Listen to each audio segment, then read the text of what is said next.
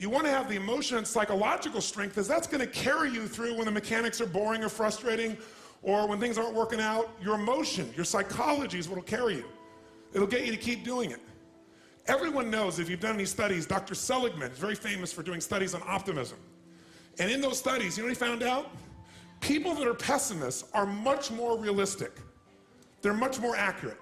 If you give them a test and you ask them to look at something and give you a size measurement of it, or to evaluate their own success or failure at a task, in every study Seligman's done, he did it in University, I think Pennsylvania if I remember correctly originally, what he found was that optimists always see themselves as doing better than they really did.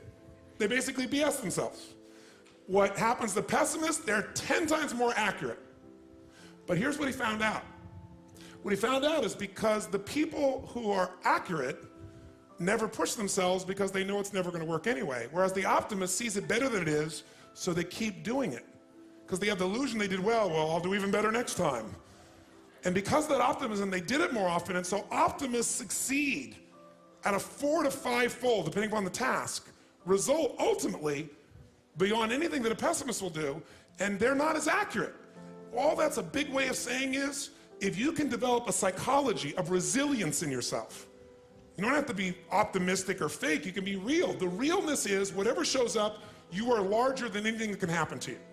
You are larger than any financial challenge you could ever face. Who here has gone through a very tough financial time where you didn't know how you were going to pull it off, but eventually you did? How many have done this before? Say I.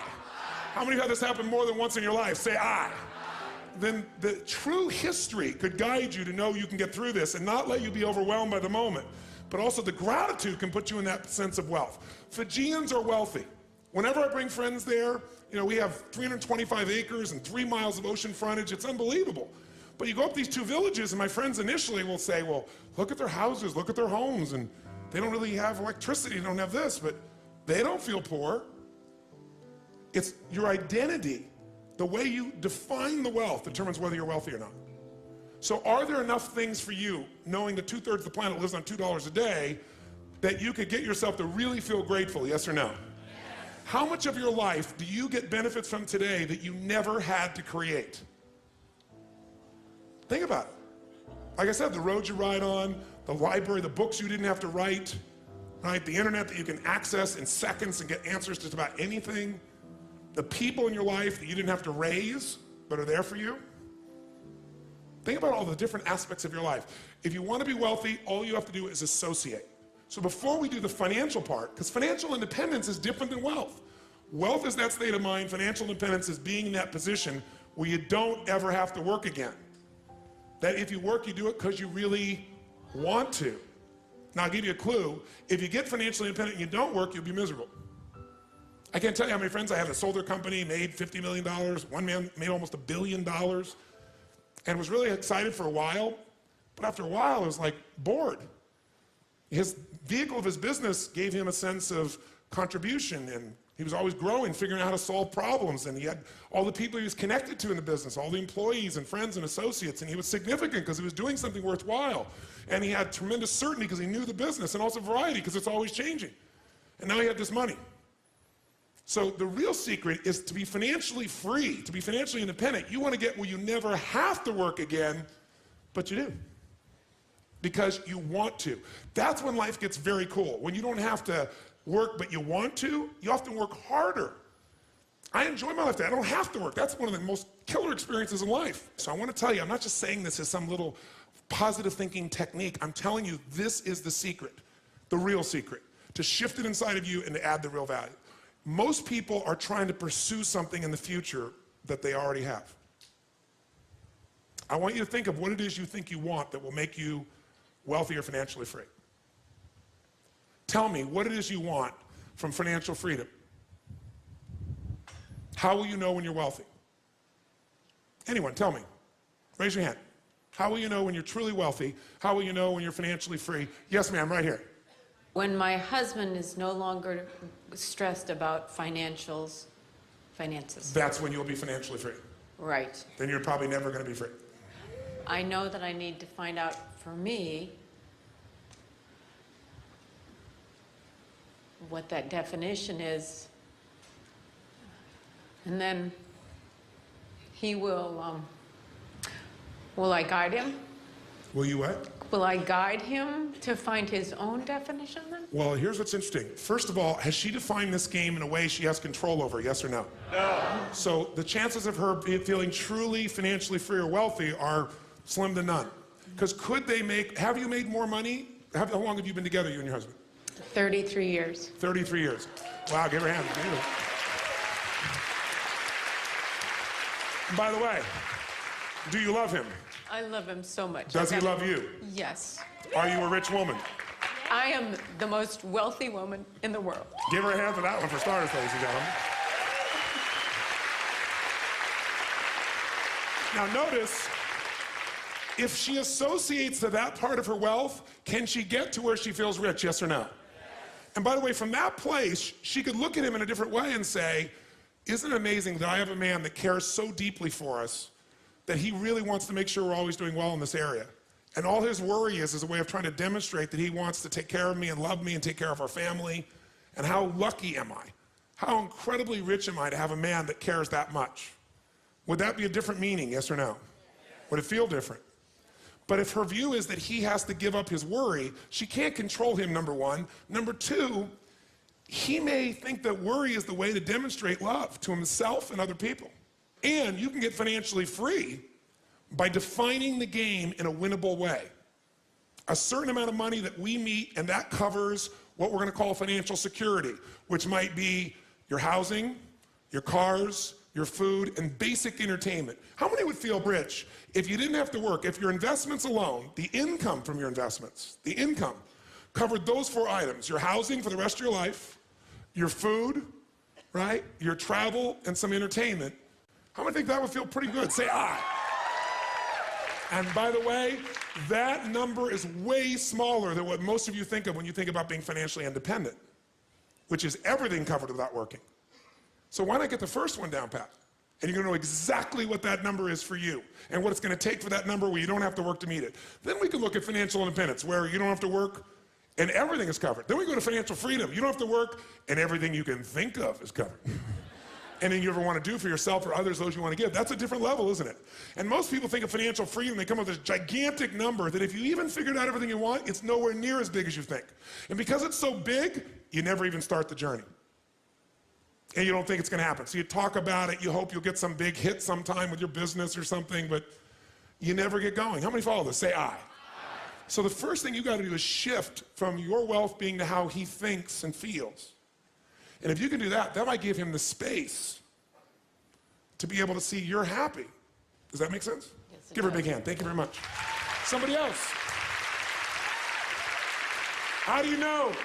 How do you know when you're wealthy, when you're financially free? Somebody else. How about this lady right here, the blonde hair? Yes, ma'am. Give her a hand.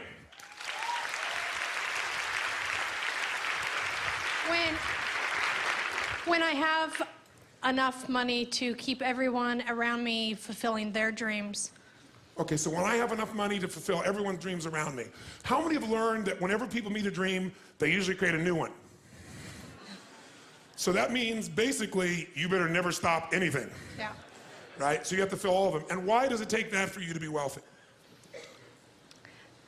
I feel sometimes I hate to use the word luck, but I feel like I'm luckier than those around me. Okay. So guilt is part of your motivation? Yes. Okay. Well, that coming from guilt, that's an abundant place. So the truth is she can never be abundant because she has a belief system inside of her, which is a limitation, which says, if I have more than others, there's something wrong. And many people have a thing where I have to give it all away. And she's nodding her head. And that puts me in more stress, then I gotta figure out how to do it again. But the most powerful way we impact other people is we impact them by our example. So don't get me wrong, I mean, I think most of you know, I help feed millions of people each year. I do projects in Jerusalem, I do projects all over the world. I love what I get to do with my life. Big into contribution, gigantic. Not just with my words, with my time, not just my money, my time and energy. But I also have learned the balance I didn't know before, because I used to think I earned love by giving everything. Yes. And if I have to give you something for you to love me, then we just made a trade. That's not love, that's horse trading. Or there are more direct terms for what that could be called. What do you call a person that only loves you if you give them something, like money? Oh, how dare you say such a filthy word. But that's really what it is, isn't it? So if you were to make that shift, you could also say, if I try to make everybody else's dream happen, then I get the joy of it. Like when I was a little kid and I had no money, whenever I went to lunch, I bought lunch for somebody, I found a way, if we went to lunch, I didn't let anybody else buy it. Yeah. And I did that into my early 20s because it was my way of feeling that I was a giver and not a taker, which made me feel good about myself, right? But I one time went to dinner with this very wealthy man, and he had 10 times more money, but I'm gonna make sure I paid for it. And I still have that basic nature, but here's the balance in me now. I don't have to. Because what happened was this guy grabbed my wrist, and he took the check from me, he said, "Are you gonna cheat me of the joy I'm gonna have of buying you lunch?" He said, "Are you that selfish?" And he got my full attention. So it's still, I don't think that pattern of being a giver is gonna leave in you, and I don't think it's a bad pattern. It's out of balance. So she can't be wealthy as long as it's a trade, right? If you're coming from abundance, not guilt, and you're saying, wow, I've got abundance, and there are people that I can help make a difference here. Let me help this person, help that person, not because you have to, because you want to, then you're rich. Does that make sense? Give her a big hand. Thank you very much. How about this gentleman right here? Yes, sir. Right here. Yes, sir. Give him a hand. Give him a hand.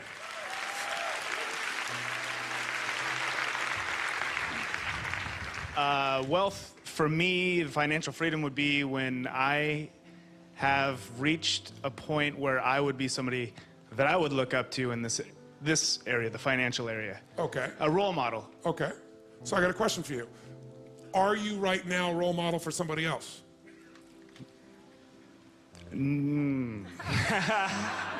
Possibly. Yes. Could you be? I could be, yes. Yes. So you've already achieved it, but you're still not wealthy. Well, I'm not my role model. But would you be the role model you would have had years ago? Would you be an example of what years ago you would hope for? Now you want even more. No, I'm financially not. In other areas of my life, definitely. Okay, that's fair. So what he's saying is my definition is it has to be somebody that somebody looks up to. In other words, I need to be significant is the need he wants in financial terms in other people's eyes. And if you are significant in other people's eyes, what will that do for you? Well, as in my eyes, somebody that I would look, somebody that, but when an example. But when you get there, you won't look to yourself anymore. When you get there, you'll just be at a different level, and then you'll be trying to figure some other level of what you need to get to so you would respect yourself. That's a good point. He always makes good points. You notice that? So what you're doing is, here's the game you're playing, and I want all of you to hear this. No amount of money will ever make you wealthy. Because as soon as you get there, you will raise the game. Now here's what's great about that. To continue growing in all areas of life. If you could grow emotionally, should you? Yes or no? Yes. If you could give more, should you? Yes or no? Yes. If you grow intellectually, should you? Yes. If you could give more love, should you? Yes. If you could grow more financially, should you? Yes, because growth is life. But having to grow in order to feel significant enough means you will always be poor. It's a game that never ends. So here's the story. Listen carefully. There is this great king. He perceives himself to want to be greater than all other kings because he wants to do good.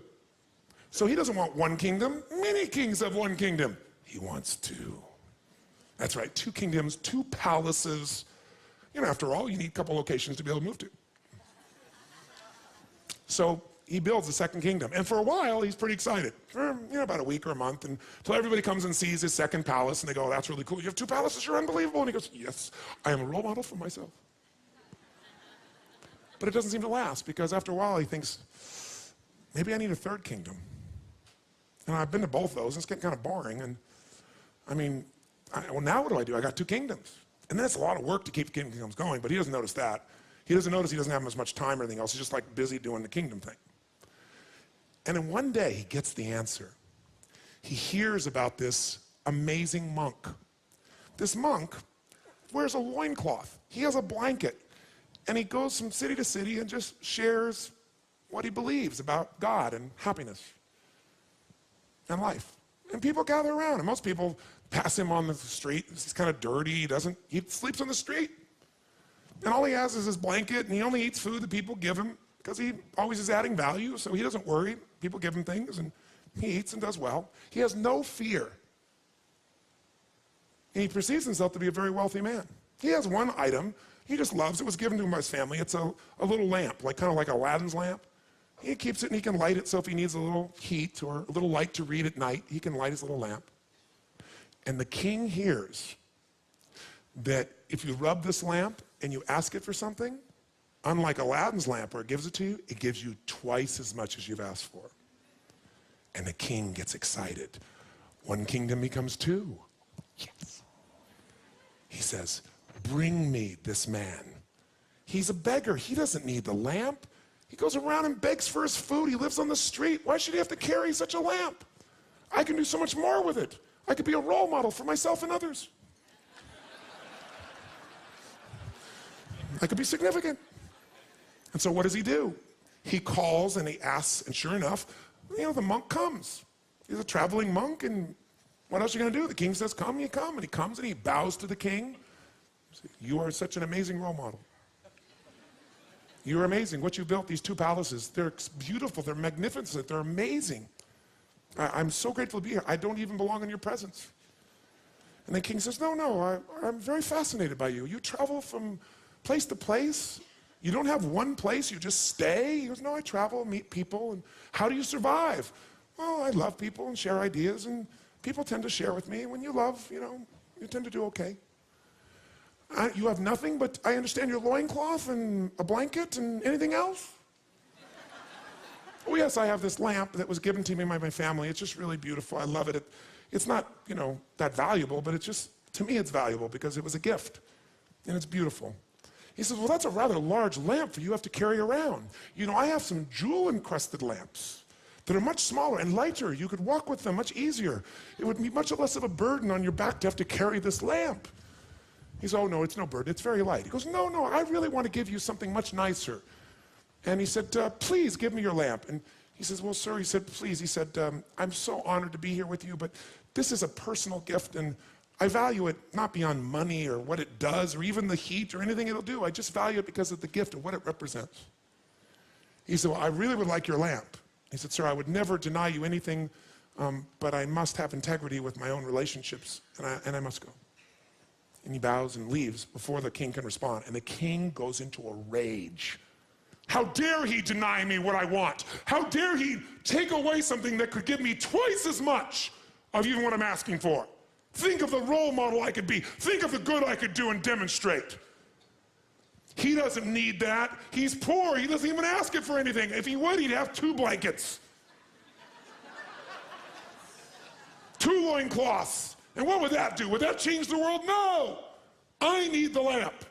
And he rips himself into a frenzy and he turns to his henchmen and says, take the lamp from him. And so they go and they find him in an alley and they beat him up and they steal his lamp. And now the king is so excited. He tells everyone to leave. He steps into this giant palace bedroom, which is bigger than most people's entire palace. And he sits down and he rubs the lamp and he says, oh, great lamp, give me 100 pieces of gold. And the lamp says, oh, great king, absolutely. But why 100 pieces? Why not 200 pieces? He goes, yes. It's true, it'll double it. He says, fine, give me 200 pieces of gold. He said, oh, king, why 200 when a king of your nature could have 400 pieces of gold? The king says, fine, give me 1,000 pieces of gold. Why not 2,000, king? Fine, 10,000. Why settle for 10,000, king? Why not 20,000? A king such as you with 2 palaces should have at least 10,000. Fine, give me 10,000. Why not 20,000? Fine, give me 100 of the most beautiful women in the world. Why not 200? It will keep you busy.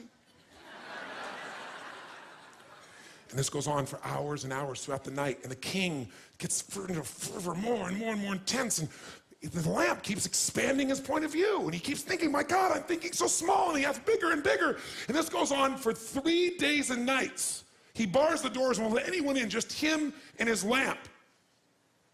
And he starves to death and dies. And that's the end of the story.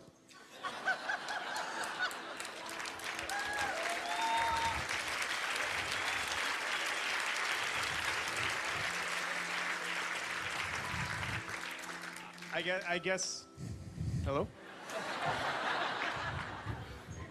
I guess really what it amounts to is being able to contribute and help and influence Yes. in a positive way in somebody's life. What I want to take you away is waiting to become wealthy.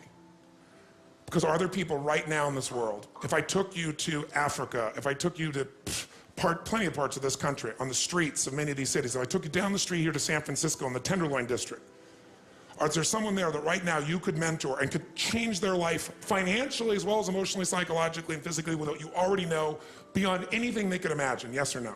Yes. Then don't wait to be wealthy. Start rich and then get financially free as well. Give him a hand. Thank you. By the way, is this making sense to you? Do you see why I'm so intense about this? Because I don't want you to go through and get more money and have plenty of money and still not be happy, still not be fulfilled. Until you define the game in winnable ways, you never win.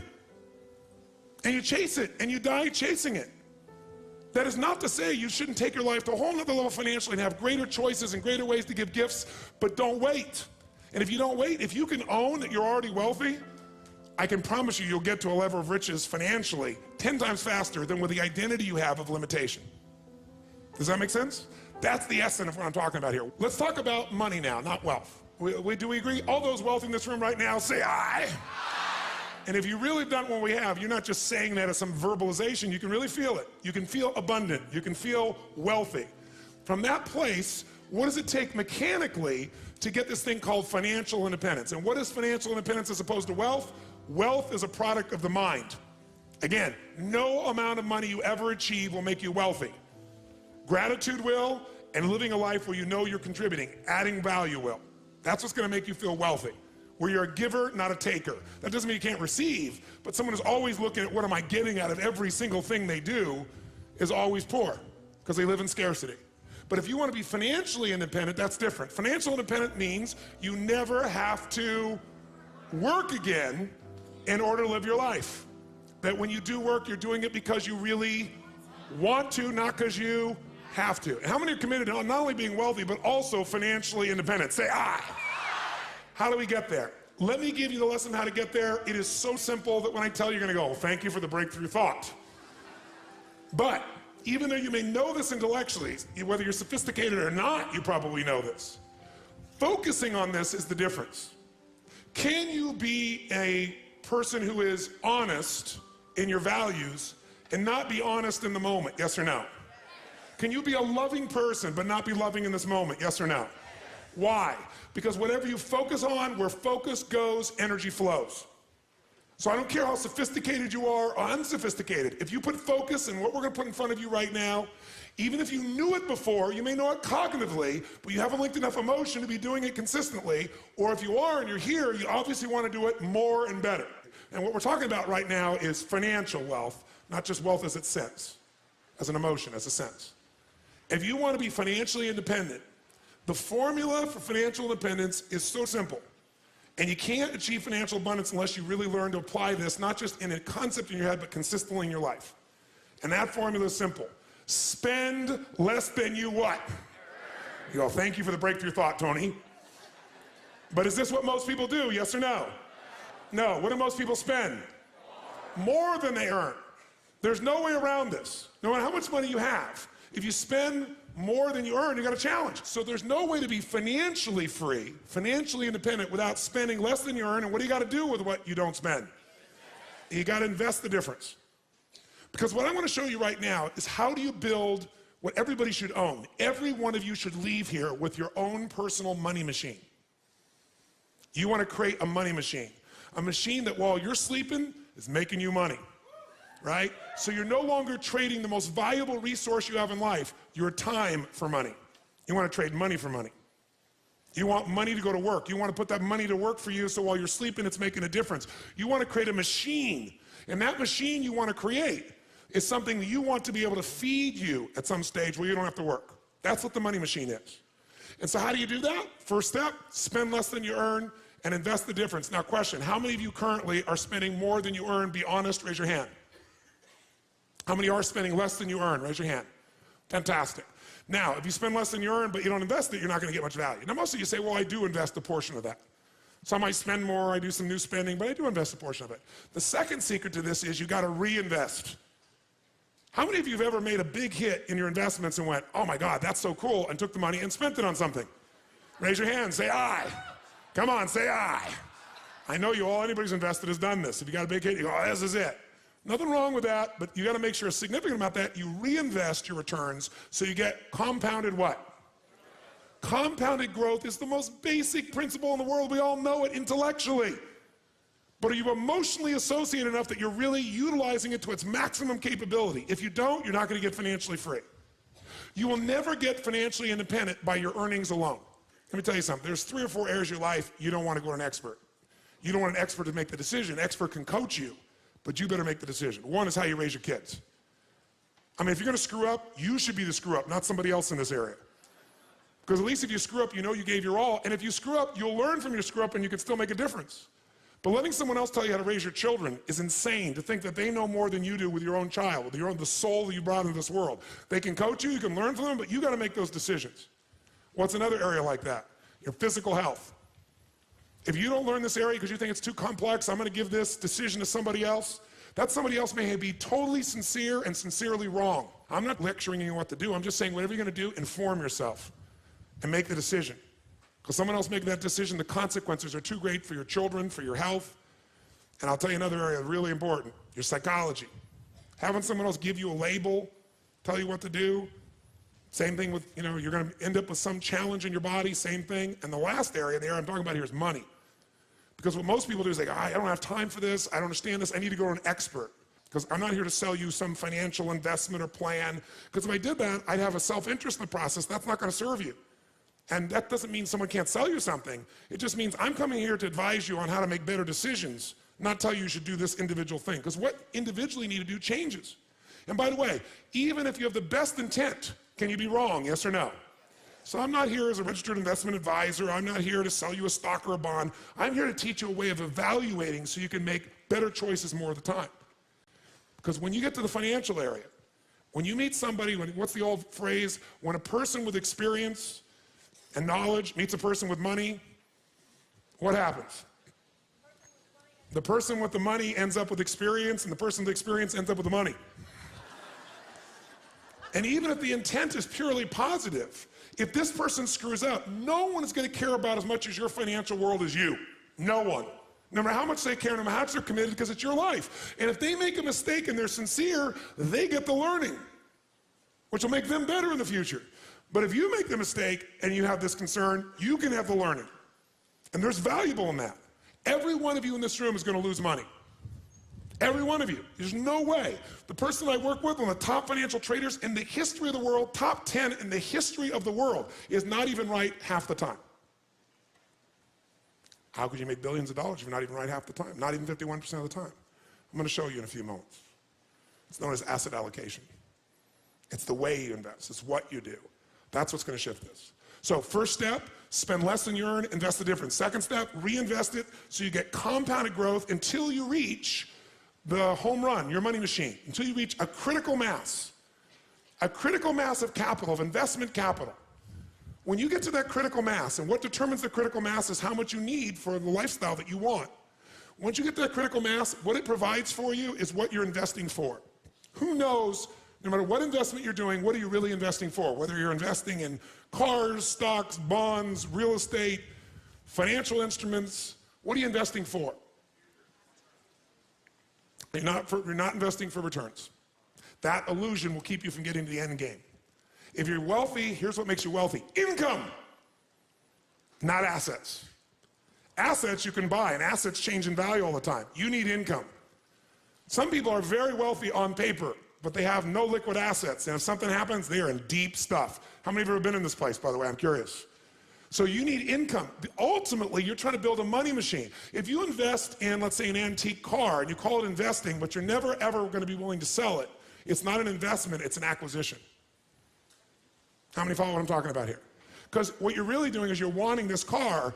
You're not wanting to ever make this build your critical mass so you have a money machine so you don't have to work. When you build your critical mass, when you spend less than you earn, invest the difference, and then as you get compounded growth, you reinvest for even more compounded growth, which will walk you through, you're going to eventually get an amount of money that's enough that without working, the interest on that money alone in a secure environment will give you the income so you never have to work again.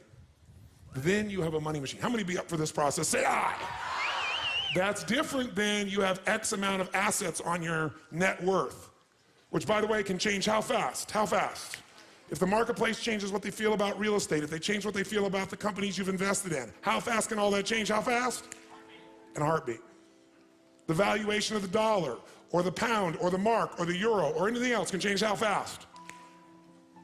How many like the idea of building a money machine? Say aye. This is the only reason to invest. You invest for one reason, so you have an income for life without working. And to do that, you got to build a critical mass of capital, that the interest on it alone will give you that income, and you can have the life you want without working. And the only way to do that is do those first two steps. Spend less than you earn, invest it, reinvest it till you hit that critical mass. And we're going to show you ways to accelerate that, make it happen. That's the entire financial game in one paragraph or one thought. So everybody here's goal is, here's what you want to say. I am building a money machine. And its purpose is to give me income for life without working. Hallelujah. How many feel hallelujah on that one? Say aye. Now, how to do that is actually a lot simpler than you think. We make things more complex than it really is. You got to think of this as your target. Now, by the way, you know whether you're on the path of financial freedom or financial independence or not by, can you answer, are you doing the first part? Are you spending less than you earn? And are you investing it? And are you doing the second part? Are you reinvesting and getting compounded growth? And are you moving towards that critical mass that'll get you free? And do you even know what that number is? If it's a general giant number and you keep moving the number, you'll never get there. We have to define, this is what it is. So think of this as the bottom line. In order to achieve what you want, where you have a money machine, here's what you must do. You must pick out a minimum financial goal for yourself. Even to achieve your minimum financial goal, you got to pick out a specific amount of money that you're going to invest every month, every year, no matter what. A specific percentage of your income. If you don't do that, forget the rest of this course. It's a waste of your time. Because you'll go make a bunch of money, but you won't be practicing the fundamentals, and eventually you'll make a mistake and you'll lose it. How many follow what I'm talking about here? Say aye. If you're going to change things, you really need to put yourself in a position where you say, this is what I'm going to invest. This percentage of my income, where you pay the investments first before you pay all the other bills. Because if you pay the investments first and you keep doing it, it's a pure discipline. And by the way, the best way to do this that I know of is to have that money taken straight out of your account as soon as it gets there. Many of you know you can do it automatically. You can put it in a money market and then decide where to put it. But it literally leaves your account, the money is transferred. Think about this. Success in life comes from good judgment. When you make good decisions, you do well. In your relationships, in your body, with your family, and with your finances, with everything. How many agree with me on this? Say aye. So if success in life comes from good judgment and good decisions, good judgment often comes from experience. And experience often comes from bad judgment. The secret, that's why we come back to the 80% of psychology, is when you make the mistake and you go, oh my God, my numbers came down, I'm not making progress, instead of going, I can never get there, it's redoubling your efforts. And I'll give you, very often it helps to have a role model, as this man pointed. So I was with Michael Milken shortly after he got out of prison. Now, Michael Milken was the junk bond dealer who made billions of dollars for himself and other people during the 1980s. He funded Ted Turner, gave Ted Turner a start. You know, there were all kinds of companies in the 80s that really got their start, all primarily because of this man, Michael Milken. But he also did some things that put him in jail. By the way, in jail, how wealthy do you think he felt? Not very. Now, he was able to keep a significant amount of money. He paid fines, he gave up a period of his life, and he got out of jail, and then he developed something called cancer. So where goes the money?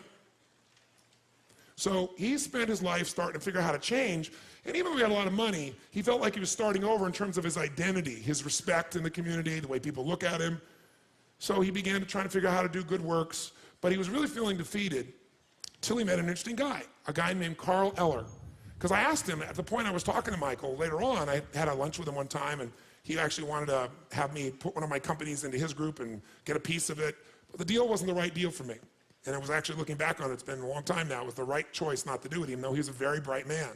But he had the experience, and I had the company and the money. And I realized that meant I worked out at least that particular investment. I thought it through, and I made, fortunately, an intelligent choice. I had to move forward. But what I got out of that meeting was worth more than the investment we could have made together. When I got out of that meeting was a role model that I'd like to give you and it still guides me. And this man, Carl Eller, was his role model. And I said, well, tell me, what's so special about Carl Eller? He said, well, let me give you his history. In 1952, Carl Eller was a man who got involved in outdoor advertising. A young man, he went to work for a company. And as he did this, he worked there for about 10 years at a particular company. Then about 10 years later, 1962, he found himself in a position where he had learned enough and had enough compounded life experience. Does this make sense? 10 years, working for somebody else, learning the business, learning to make intelligent choices, that he said, you know what, I'm gonna get a little money, I'm gonna leverage it, and I'm gonna buy my own little company in the outdoor advertising business. And he did that in Arizona. So he buys a little company, outdoor advertising, and he calls it Eller Advertising or Eller Outdoor, if I remember correctly. What happens next? Well, he takes the next 6 years of his life, roughly, and he builds that company up. And about 6 years later, he builds it up enough that now, all of a sudden, he looks at his life and says, I can merge this and get more value. I can work with someone else. I can see what those guys did at the company I worked for. They didn't just do things, they merged with other companies. So he follows the model he learned. And so sure enough, he merges with a local radio and television station there in Arizona. And the value of that company, which was called CCC, grew immensely. So sure enough, he takes another 10 years. So imagine now he's been running this company 6 years on his own. He's got 16, 17 years into this now. Do you think you can compound things over 17 years if you make intelligent choices and you're smart? Yes or no? Do you think all the decisions he made were good ones? Yes or no? Did everything he do make money? Yes or no? He failed at many things, but he had the psychology that he learned from everything. And if it didn't work, he said, that's experience, and we'll learn from it, make a better decision. So over the next 16, 17 years, he basically moves in the position where all of a sudden he's in the place where this company has some real value, and he sells it with his partners to Gannett, the people that own USA Today, a really large firm. 1980, he becomes chairman of Columbia Pictures. And in a short period of time, from 1980 to 1983, taking what he's learned from the advertising business, he grows Columbia Pictures, and he helps them to merge with Coca-Cola.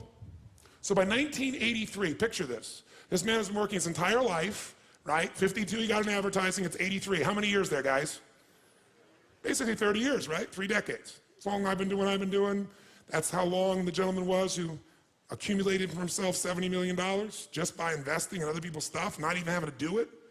You don't have to be a great entrepreneur to make money. You can invest in a great entrepreneur. You know, you can look over at somebody like Bill Gates and say, I'm gonna own a piece of him. Let him be the creative one. I don't have to work all around the clock, let him. There's a lot of ways to get wealthier, a lot easier than just running your own business, and many of us love running our own businesses. This man was good at running his businesses. So by 1983, he's accumulated a net worth of $500 million. 30 years, $500 million. How many think that's pretty good? Say ah. And by the way, $500 million in 1983. 83 was, decades ago. What's that worth today? I don't know, but probably certainly spending power worth more than $1 billion, that's for sure. So he's got $500 million. So what's he gonna do? At this stage, he's, at that stage, I think he was 55 roughly, somewhere in that range, mid-50s. And so he says, well, I got all this money, but I don't have to what? I don't have to. And so he does it for a while, but it makes him crazy. It's like, I gotta do something with my life, have some meaning. You can only lie on so many beaches, you can only drink so many daiquiris. I wanna do something productive. So he comes up with this idea that he's gonna take over a company called Circle K.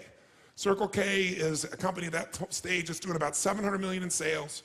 He goes in and partners and he puts up a chunk of his money, in fact, virtually all of his money to make this deal happen. But he thinks, I'm gonna turn this thing around. And guess what? He does. He turns Circle K in roughly 5 or 6 years into the second largest convenience store in the world behind 7-Eleven. Second largest in the world. It's got like 4,500 stores in the United States, about 1,500 overseas in like 100 countries, just an amazing growth record. He takes the company from 700 million in gross sales to over 3.5 billion in gross sales in that short period of time. So now we're really looking really good, wouldn't you say? We're in the early 1990s now, right? He's done this for 6 or 7 years. He's built this incredible piece, and in 2 years, the entire company reverses its fortunes and goes bankrupt, and he loses $500 million, everything he's accumulated in 37 years. And he's 62 years old. And he has nothing. He not only has nothing, he owes $100 million.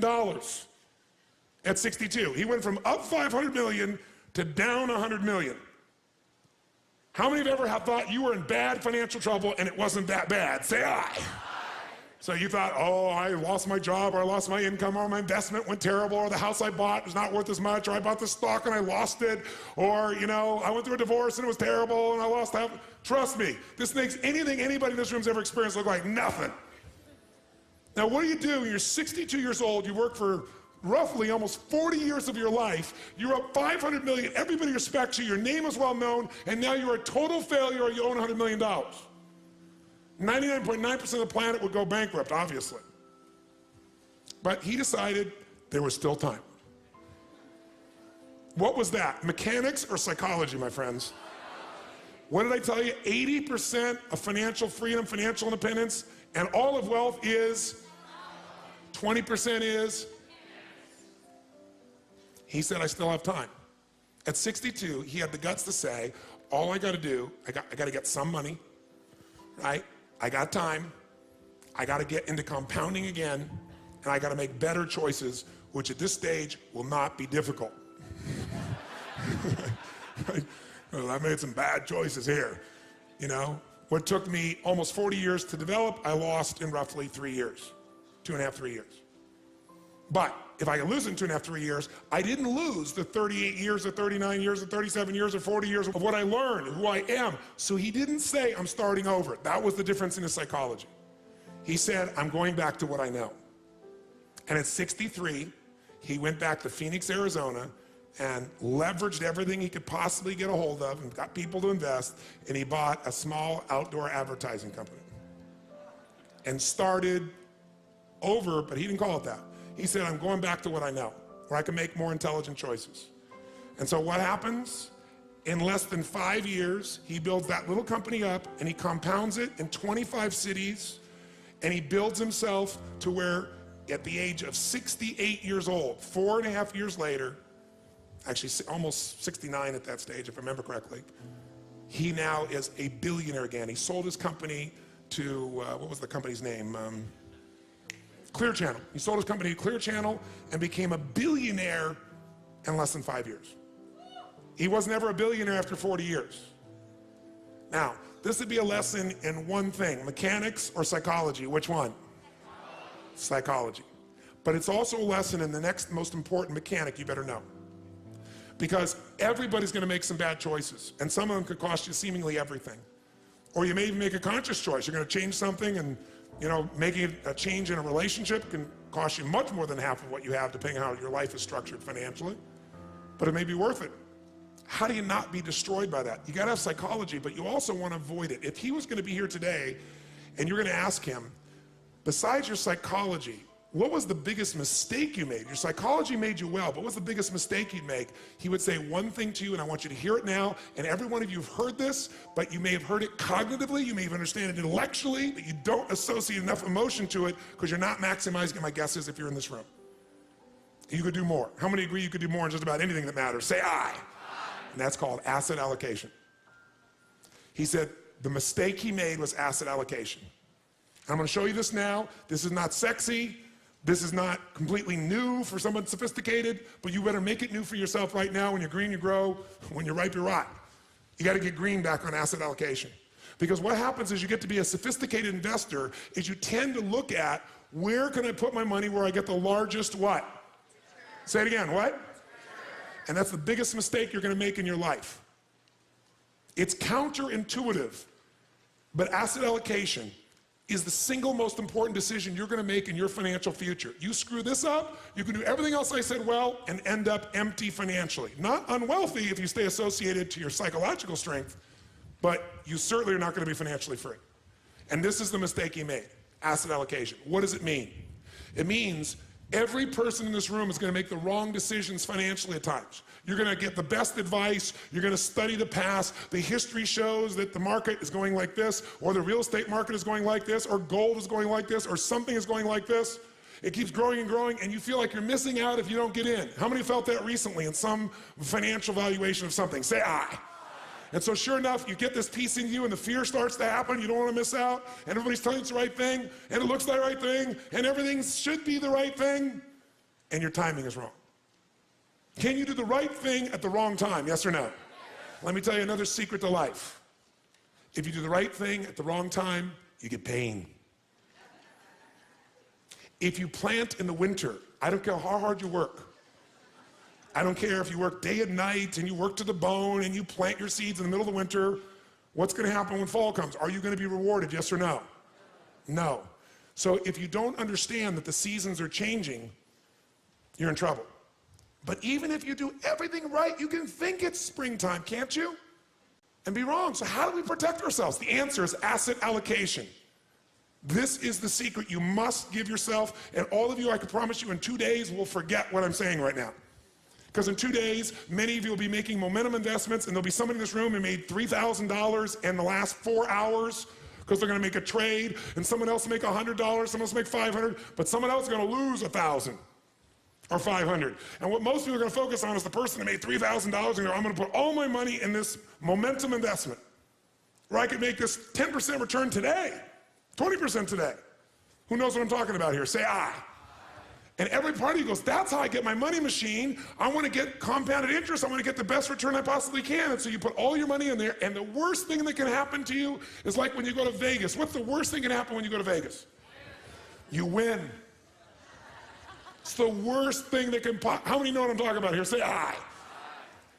When I was a kid, I was not into throwing my money away because I had so little. And I was not into gambling. It's like I wanted to give it, share it, do something fun, do something that would make people light up. And I ended up going to Vegas with some friends of mine. And they went in, and they all bet. I said, I'm just going to enjoy going to the shows, hanging out with you guys. I'm going to watch. I'm not going to bet. I was like very extreme the other side. So what I do, I sat there and watched. And I didn't bet anything till the last day. And the last day I thought, well, I'll play a little bit of blackjack. I mean, it's easy. It's pretty simple. You can kind of anticipate the numbers. There's some logic to it. You rationalize the whole thing. And I played blackjack, and I won $1,800 when that was like, I started out with $300. That'll give you a perspective. That was like an unbelievable amount of money. Worst thing that could ever happen. Because then once you get that jackpot, what are you always thinking?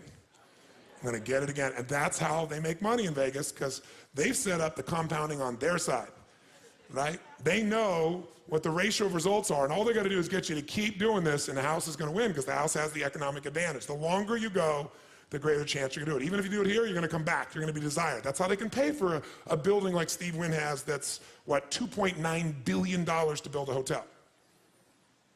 It was the most expensive hotel in the world. Now it's not. They're building a new one for $3.6 billion for a hotel. How can you afford that? You have large margins and profits.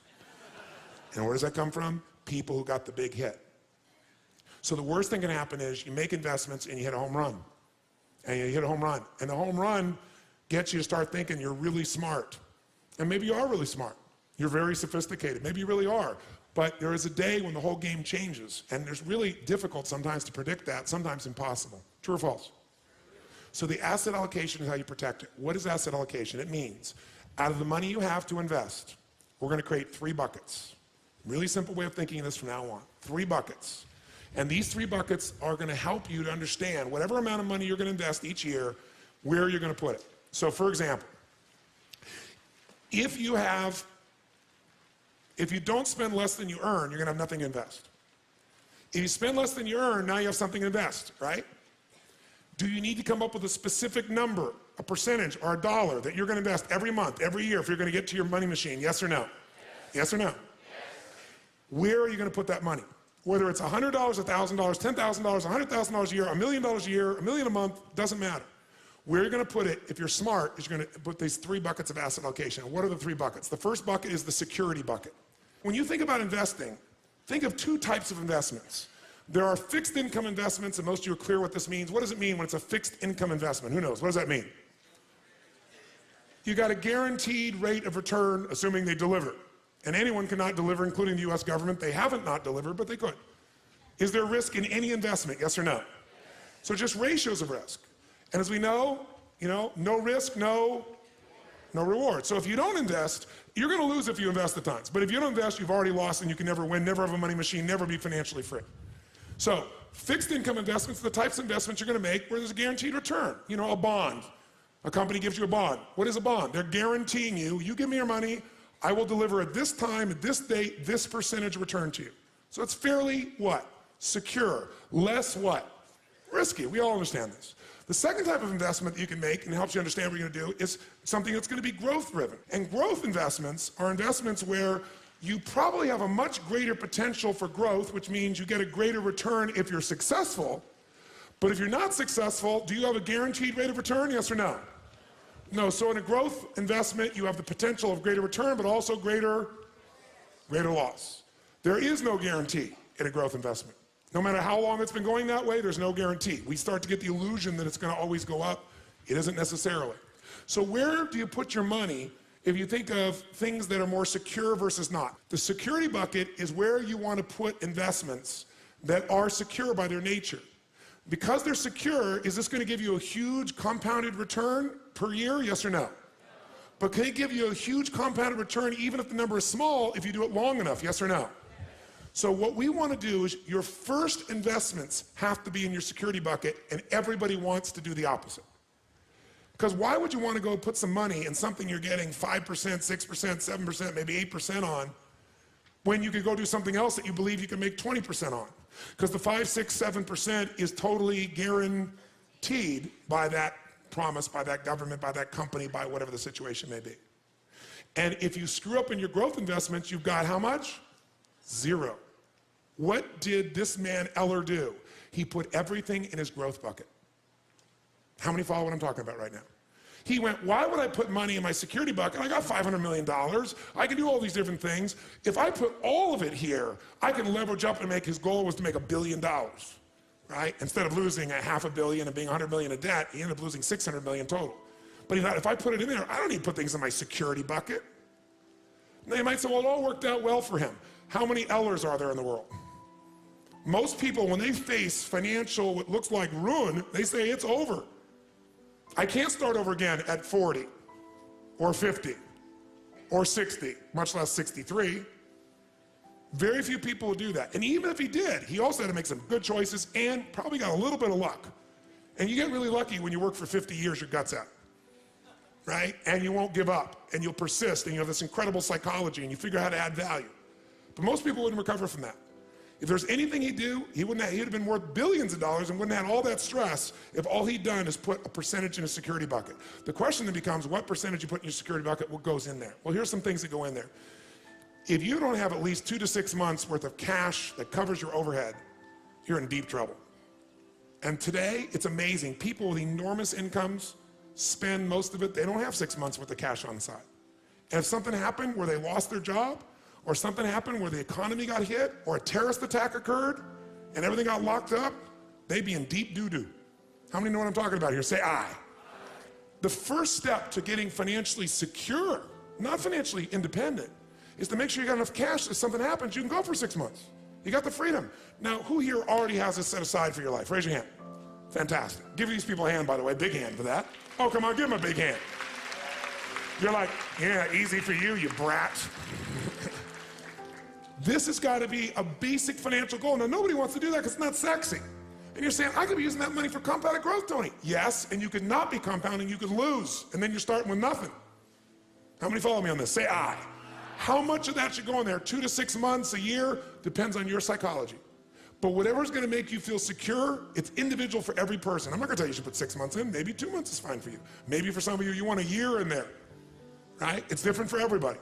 This is where you got to start to know the truth of who you are, not what you project. And some people are more certainty driven, more security driven than other people. Some people need to have a little more security drive right now in order to keep their life balanced. What else might you put in there? Types of investments. An IRA goes in here, right? Pretty secure. Insurance.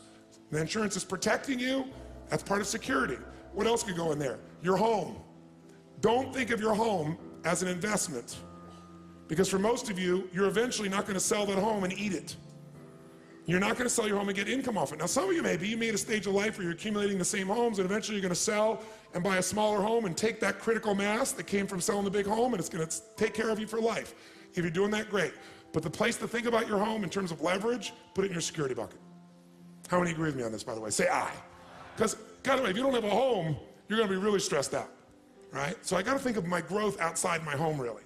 Think of your compound interest outside your home. Your home may be a bonus for you. And fixed income investments all fit in this category. Now, what's the second bucket? Second bucket is growth. Two ways you're going to learn about growth. The buy and hold strategy, which is the strategy of an owner. And by the way, that buying and holding, that is less risky to some extent than momentum because of the timing, but it can be just as risky. What is momentum trading? That's when you're no longer an owner, you're a trader. A financial trader, everybody's a financial trader. Most of you trading time for your money. Here you're trading money for money. Here what you're looking at is you're seeing movement in prices that may or may not have anything to do with value. Can a price change just based on perception of a company, yes or no? Can perception change the price or the value of real estate, yes or no? A little or completely? But very often, there's a fluctuation that can come from an event, from a perception, and what a momentum player is doing is they're playing for the short term usually. They're in and out when that fluctuation happens. They're betting on the up or the down, because as momentum players, I want you to understand something. Everything we're going to teach you will work in a bull market or a bear market. It would be irresponsible to teach you a set of principles that are based on a market only being bull, because right now in the country you live in, it's a bull market in real estate or stocks or gold or silver or whatever it is. That's irresponsible. You want to be able to make money no matter what happens in the market. How many excited about this, by the way? Say aye. But even if you get brilliant, even if you do it, can your timing be wrong? Yes or no? Yes. Can you be totally smart and make the wrong decision? Yes or no? So what is going to protect you so you milk your money machine no matter what, and when it's time and you don't want to work, you're going to get there? What bucket's going to protect you? It grows slowly and it grows like the grass. So how much should we put in our security? And by the way, then you say, well, what's the third bucket, Tony? Well, there's the security bucket where we put our money first. Second bucket, growth bucket, we put our money second, and we put a percentage in there all the time. Third bucket is the dream bucket. The dream bucket is you want to travel around the world. The dream bucket is you, depending upon the size of how you think or what you're doing or your economics, you want to own a condominium in Aspen. And if Aspen seems insane at $2,000 a square foot, then you might say, I want one in Mammoth, or I want one in Chile, I want someplace else. Many times you get the same thing or better quality just by changing location because of perception. And it isn't any better or worse. You're trying to get financially free and real critical mass so that you can live forever in your own home in Los Angeles, or you move to Portland, Oregon. Portland, Oregon's greener, richer, probably not going to be the first place bombed in a terrorist attack. Right? Could you have as good or greater quality of life for a third or fourth the price? Yes or no? Yes. So sometimes you can get to your goal quicker just by changing locations, changing your perception of where you need to be, breaking your own pattern. Okay? So security bucket gets full, growth bucket, but what's the dream bucket? The dream bucket might be a second home, it might be the boat, it might be a trip, it might be owning a basketball team, owning an island. Depends on the size of what it is you want to do. And by the way, bigger isn't better. The more you have to feel financially free, the more stress you're going to have. How many follow this? It's the opposite of what you think. The more you have, the more you got to manage, the more time, the more energy, the more risk, the more capital. That doesn't mean you shouldn't do it. Some of you are very, very driven to create and risk. That's a personality type. We know that it's crazy. I happen to be one of those types to some extent. But even a crazy person's got to make sure their security's there, or their craziness at one point will bite them. How many follow? If you can get financially free for less, do it. Be wealthy now and get financially free quicker. And then lock in, you won. And then keep that stuff in your security bucket. And if you want to play a bigger game now, you've already won, and everything you're playing now, that's where the house is money. You can go for something bigger, and if it doesn't work out, you're still handled. Your security, what you're here for, is totally free.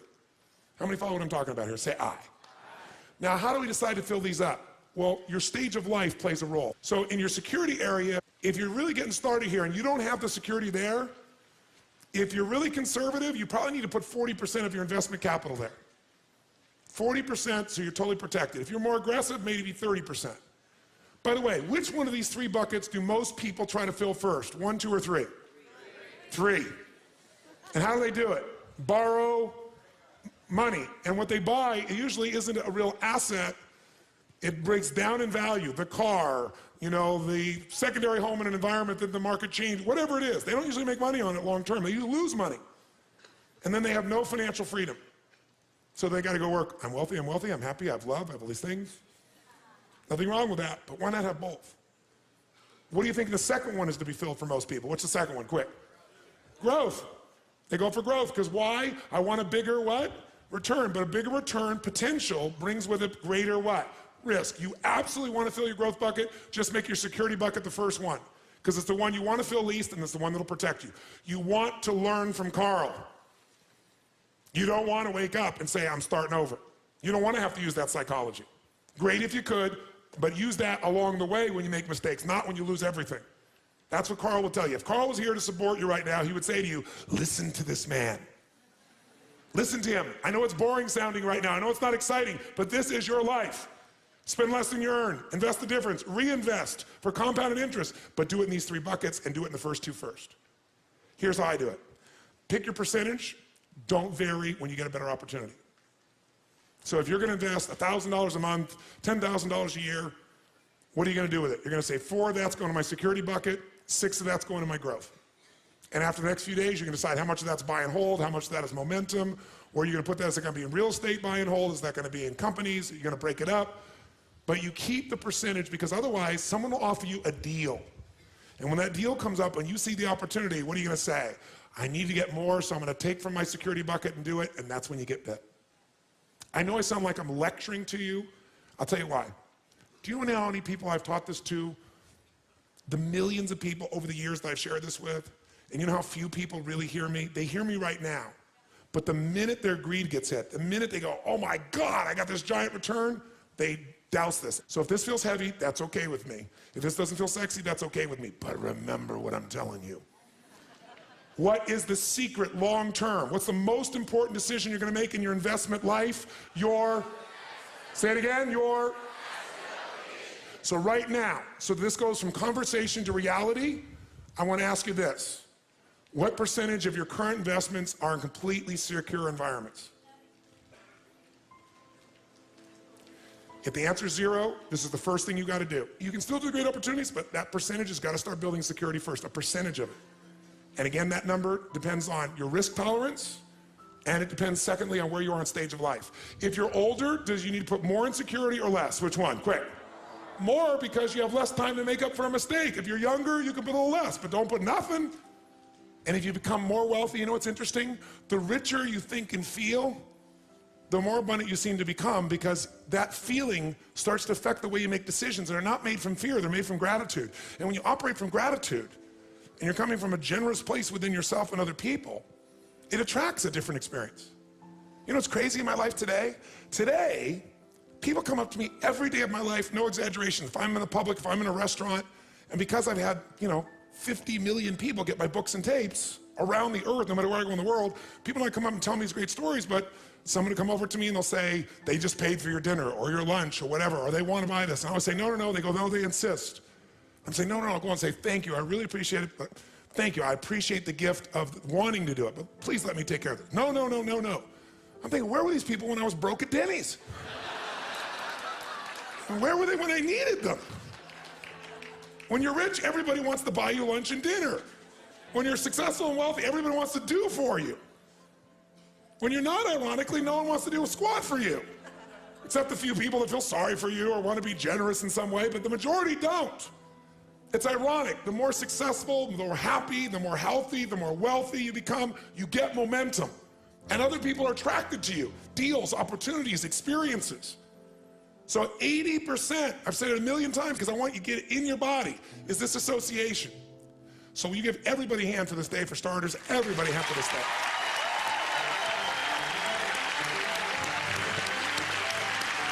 Amazing.